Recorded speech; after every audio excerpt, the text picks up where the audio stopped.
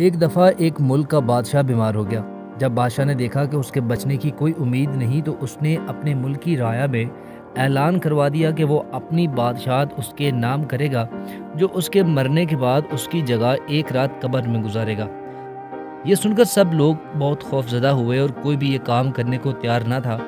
اسی دوران ایک کمہار جس نے ساری زندگی کچھ جمع نہ کیا تھا، اس کے پاس سوائے ایک گدھے کے کچھ نہیں تھا۔ اس نے سوچا کہ اگر وہ ایسا کر لے تو وہ بادشاہ بن سکتا ہے، اور حساب کتاب میں کیا جواب دینا پڑے گا، اس کے پاس تھا ہی کیا، ایک گدھا اور بس۔ سو اس نے اعلان کر دیا کہ وہ ایک رات بادشاہ کی قبر میں گزارے گا۔ بادشاہ کے مرنے کے بعد لوگوں نے بادشاہ کی قبر کی تیاری کی اور وعدے کے مطابق کمہار خوشی خوشی اس میں جا کر لیٹ گیا اور لوگوں نے قبر کو بند کر دیا۔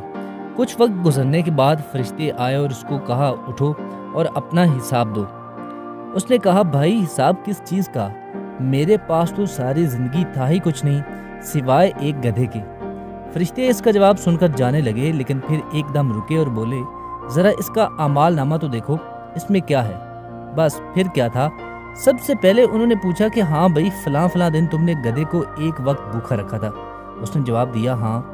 فوری طور پر حکم ہوا کہ اس کو 100 درے مارے جائیں۔ اس کی خوب دنائی شروع ہو گئی۔ اس کے بعد پھر فرشتوں نے سوال کیا، اچھا یہ بتاؤ فلاں دن تم نے زیادہ وزن لاد کر اس کو مارا تھا؟ اس نے کہا ہاں۔ پھر حکم ہوا کہ اس کو 200 درے مارے جائیں۔ پھر مار پڑنا شروع ہو گئی، غرض صبح تک مار پڑتی رہی۔ صبح سب لوگ اکٹھے ہوئے اور قبر کشائی کی تاکہ اپنے نئے بادشاہ کا استقبال کر سکیں۔ جیسے ہی انہوں نے قبر کھولی تو اس کمہار نے باہر نکل کر دوڑ لگا دی۔ لوگوں نے پوچھا، بادشاہ سلامت کدھر جا رہے ہیں؟